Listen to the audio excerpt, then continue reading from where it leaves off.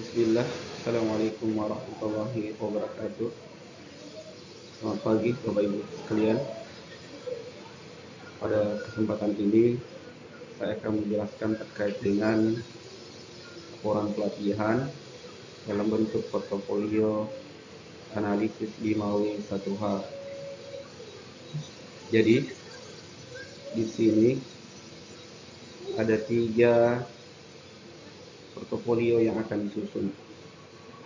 Yang pertama adalah portofolio perencanaan, yang kedua kontrak, yang ketiga adalah swasembada. Dan portofolio ini tentu saja adalah mengubah bukti kerja, baik dia paket kita sendiri, paket orang lain, ataupun dari studi kasus atau pekerjaan diberikan.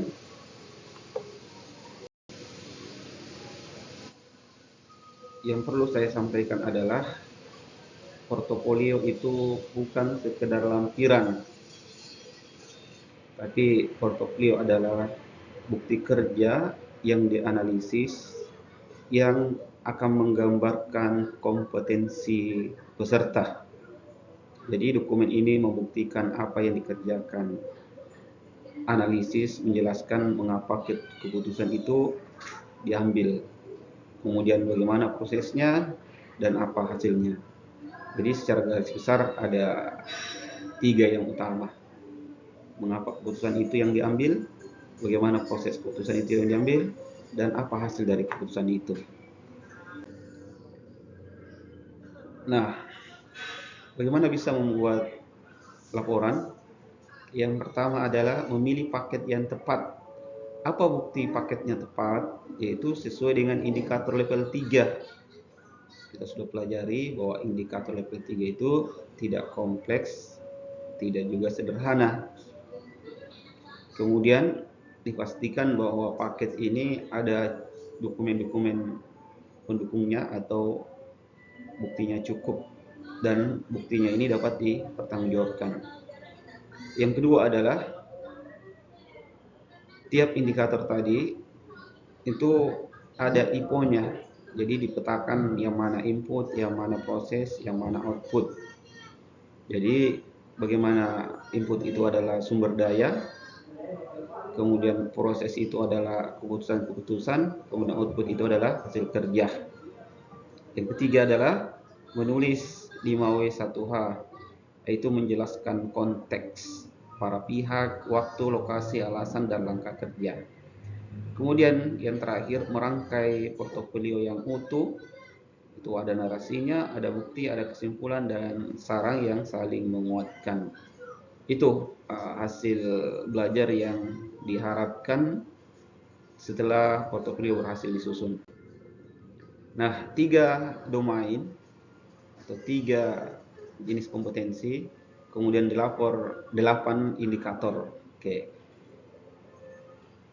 Domain yang pertama atau jenis kompetensi yang pertama adalah perencanaan PBJP. Di sini ada 3 indikator kinerjanya, yaitu ada strategi pengadaan, ada spesifikasi teknis atau KK, dan ada perkiraan harga. Kemudian jenis kompetensi yang ketiga adalah pengelolaan kontrak, 3 indikator juga. Bagaimana tim pengelola kontrak, bagaimana perumusan kontrak, dan bagaimana pelaksanaan kontrak. Kemudian di swakelola ada 2 indikator. Yang pertama adalah pengelolaan swakelola serta analisis dan pemecahan masalah teknis operasional. Itu. Kemudian coba kita masuk ke struktur atau anatomi laporan portofolio.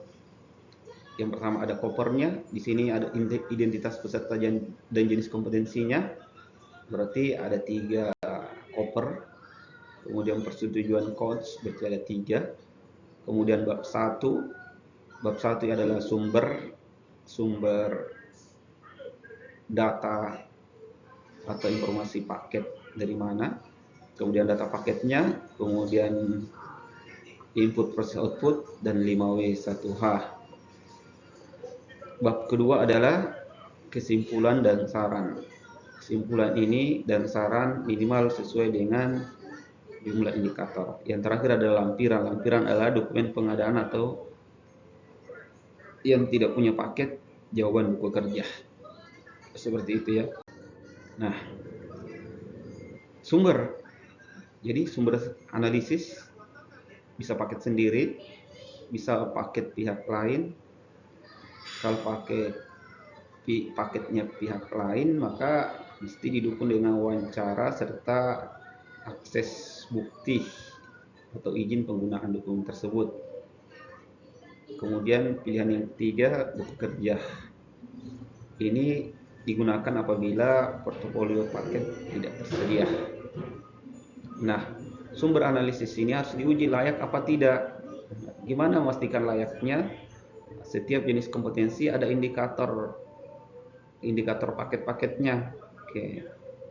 Jadi benar-benar paket yang saya pilih sesuai untuk jenis kompetensi perencanaan, pengelolaan kontrak, swasembada. Kemudian karakteristiknya adalah tidak sederhana, tidak kompleks, sehingga harus ditahu sederhana itu apa, tidak sederhana itu apa, kompleks itu apa, tidak kompleks itu apa. Kemudian bukti tersedia, itu dokumennya ada, datanya tersedia, dan pihak dapat dikonfirmasi. Pihak yang dapat dikonfirmasi itu ada. Kemudian yang paling penting adalah bisa diceritakan peserta memahami alasan dan urutan pengambilan keputusan. Oke. Berikutnya adalah data paket berbeda menurut domain. Bisa saja berbeda, bisa juga sama.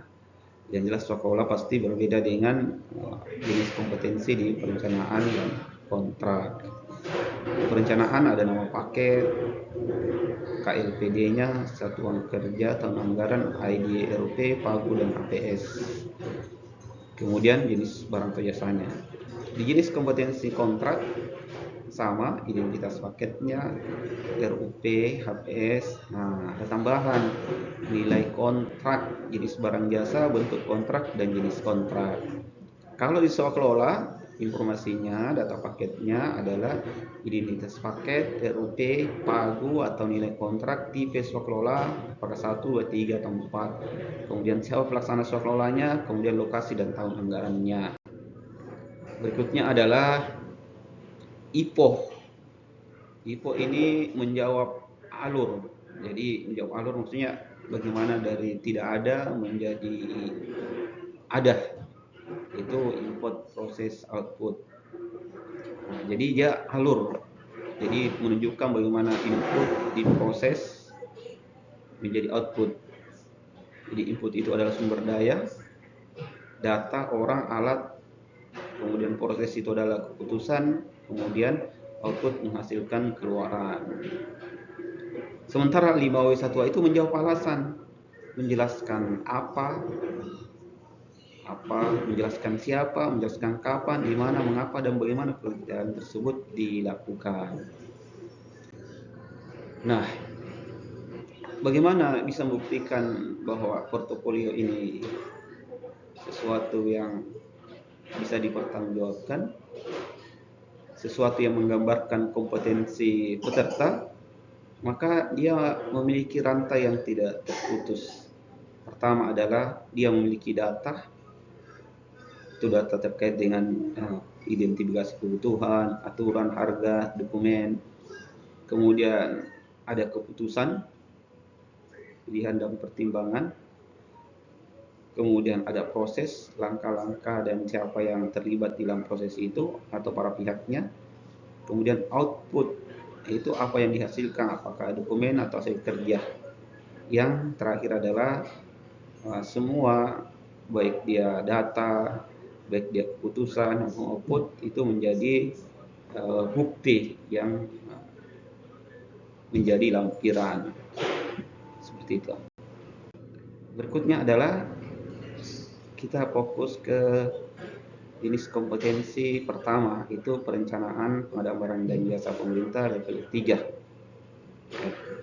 Di sini ada 3 hal, menjelaskan bagaimana strategi, bagaimana spesifikasi atau KK, dan bagaimana perkiraan harga disusun pada pekerjaan tidak sederhana, dan tidak kompleks. Nah, Bapak Ibu sekalian, 3 keputusan inti dalam perencanaan. Yang pertama, strategi pengadaan, yaitu menjelaskan bagaimana cara pengadaan, bagaimana pemaketan, bagaimana jadwal pelaksanaan dan anggaran. Yang kedua adalah spesifikasi, bagaimana kebutuhan diterjemahkan menjadi mutu, jumlah, waktu layanan, input, proses, dan output. Yang ketiga adalah perkiraan harga, yaitu dari mana sumber harganya, apa-apa komponen biayanya, bagaimana perhitungan atau formulasinya, dan dokumen perkiraan harganya seperti apa.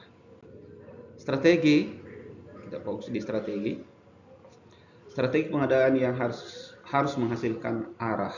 Jadi output utamanya yaitu cara pemaketan, jadwal pelaksanaan, anggaran, di mana semuanya ini tercermin atau tertuang di dalam dokumen perencanaan atau RUP.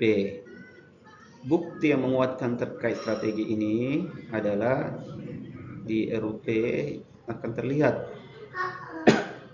kebutuhan dan pengguna akhir yang jelas, cara pengadaan beserta alasannya, strategi pemaketan termasuk konsolidasi atau tidak, jadwal pemilihannya, jadwal kontrak, dan kapan pemanfaatannya, kemudian analisis anggaran sesuai pagu dan kebutuhan. IPO-nya, jadi IPO di strategi pengadaan, ya tentu saja data kebutuhan dan pengguna akhir, RUP, pagu, dan informasi anggaran, aturan, jadwal, dan data pasar pihak yang memberi masukan, itu IPO-nya. Prosesnya, ya telah kebutuhan, tentukan cara pengadaan, susun pemaketan, atur jadwal dan anggaran, uji risiko dan keterlaksanaan. Di sini masuk teori supply position model atau SPM terkait dengan tingkat risiko dan besaran anggaran. Kemudian output, ya output adalah rumusan strategi pengadaan, pemaketan, jadwal, anggaran, seperti itu ya. Bagaimana 5W1H? What? Paket apa yang ditelaah? Jadi sudah paket yang dipilih. Dan strategi apa yang dihasilkan? Berarti apa? Tadi strategi kita sudah bahas bahwa strategi itu menghasilkan pilihan, caranya, kemudian metodenya, kemudian jadwalnya, kemudian anggarannya. Itulah apa? Who? Siapa yang terlibat? Saya ulangi lagi, what tadi itu karena dia pilihan, maka dilengkapi dengan alasan kenapa pilihan itu diambil, itu what. Who? Siapa yang terlibat, kemudian apa perannya, dan siapa pengguna akhir. Kemudian when, kapan kebutuhan tersedia dan kapan strategi dirumuskan. Where, di mana pekerjaannya akan dilaksanakan, dan sumber data kebutuhan itu dari mana, di mana keberadaannya. Tadi nyambung dengan IPO, sebuah alur. Nah, why, mengapa keputusan yang diambil, termasuk caranya, mengapa itu pemaketannya, mengapa jadwalnya, mengapa anggaran itu dipilih, itu why, maka mesti. Dan terakhir adalah bagaimana keputusan disusun, bagaimana diuji, dan risiko, mitigasi risikonya. Itu di strategi pengadaan. Berikutnya adalah spesifikasi atau KAK. Itu tadi saya sudah jelaskan bahwa spesifikasi KAK itu adalah menerjemahkan kebutuhan, sehingga inputnya tentu saja identifikasi kebutuhan, range atau range, data pengguna, aturan teknis, standar, data mutu, jumlah, waktu layanan. Prosesnya, ya berarti ada perumusan latar belakang dan tujuan, susun input, proses, output, bahas yang boleh terkait, review, finalisasi, dan penetapan. Outputnya, ya spesifikasi teknis atau KAK yang berisi mutu kualitas, terdefinisi jumlah, terdefinisi waktu yang jelas, layanan, serta output yang terukur. Bagaimana 5W1H-nya? Di spesifikasi teknis atau KAK, what, apa isinya dari KAK, apa isinya dari spesifikasi, dari isi itu yang mana input, yang mana proses serta outputnya. Kemudian alasan kenapa keputusan itu yang diambil, seperti itu. Siapa yang berwenang, siapa yang terlibat, dan apa peran dalam penyusunan spesifikasi teknis atau KK. When, kapan spesifikasi atau KK disusun dan kapan difinalkan atau ditetapkan. Where, di mana data teknis dan informasi pendukung diperoleh. Jadi ada kaitannya dengan IPO tadi. Di mana data teknis dan informasi pendukung diperoleh untuk menyusun spesifikasi teknis atau KK. Why, mengapa persyaratan personil, alat, waktu, dan output diperlukan. Jadi menjelaskan alasannya, kenapa personilnya itu, kenapa alatnya itu, kenapa waktunya itu, dan outputnya itu kenapa diperlukan. How, bagaimana mulai dari identifikasi, penyusunan, pembahasan, finalisasi, dan penetapan dilakukan. Jadi diceritakan. Kemudian yang ketiga adalah perkiraan harga. Jadi perkiraan harga harus dapat ditelusuri, direkonstruksi. Jadi IPO-nya adalah, tentu saja untuk menyusun perkiraan harga harus ada spesifikasi atau KK-nya, harus sudah jelas berapa volumenya, kemudian ada data harga yang relevan, kemudian komponen biaya, pajak, kemudian waktu pengambilan data. Itu adalah input. Prosesnya ya semua data-data tadi itu dikumpulkan, kemudian divalidasi, kemudian dibandingkan dengan sumber harga, kemudian pilih dasar formulasi, hitung, review, dan dokumentasikan.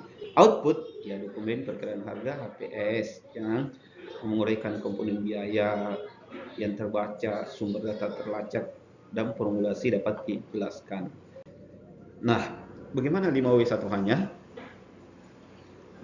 5W1H perkiraan harga itu apa paket, jadi paketnya apa, kemudian apa komponen biaya dari HPS itu, uraiannya, kemudian serta data dan harga yang digunakan di dalam itu apa, siapa yang berwenang, siapa yang memberi data atau masukannya, when, kapan data dikumpulkan, kemudian kapan perkiraan harga disusun. Jadi dua, kapan datanya dikumpulkan atau kapan dibuat data-data itu, kemudian kapan HPS harga perkiraan disusun.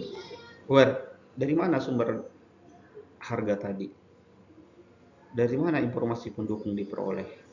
Why, mengapa sumber komponen pendekatan tersebut dipilih, jadi menjelaskan keputusan kenapa itu yang dipilih. Kemudian bagaimana data dikumpulkan, bagaimana dibandingkan dan dipromosikan dan diterapkan. Ini terkait dengan jenis kompetensi perencanaan. Kemudian untuk memastikan dokumen kita ini betul-betul valid, betul-betul sesuai, berkualitas, maka ada 6 hal yang coba dipastikan. Pertama adalah pastikan paket sesuai indikator, yaitu apa? Tidak sederhana, tidak kompleks, dan relevan dengan perencanaan, indikator-indikator di perencanaan. Kemudian IPO-nya jelas membentuk alur, inputnya ada, prosesnya ada, dan output tidak sekedar sebagai daftar dokumen tapi dokumennya ada. Kemudian bukti diberi anotasi, jadi ada input tadi dan output betul-betul ada daftarnya. Kemudian identitas paket lengkap, RUP ada, PAGO ada, HPS ada, jenisnya ada, satuan kerja yang konsisten, jadi semuanya lengkap ya, tidak satu kesatuan. Kemudian 5W1H tadi menjelaskan keputusan, alasan tadi kenapa diambil, alasan metode, alasan spesifikasi, alasan sumber harga. Yang terakhir adalah kesimpulan yang terhubung menjawab ketiga indikator dan temuan analisis. Saya kira cukup untuk jenis kompetensi yang pertama untuk mengelola kontrak. Nanti kita akan bahas di pertemuan berikutnya. Saya kira cukup, bisa diulang, dinonton, kemudian didalami. Kalau ada yang kurang jelas silakan ditanyakan. Sekian, Assalamualaikum warahmatullahi wabarakatuh. Selamat pagi semuanya.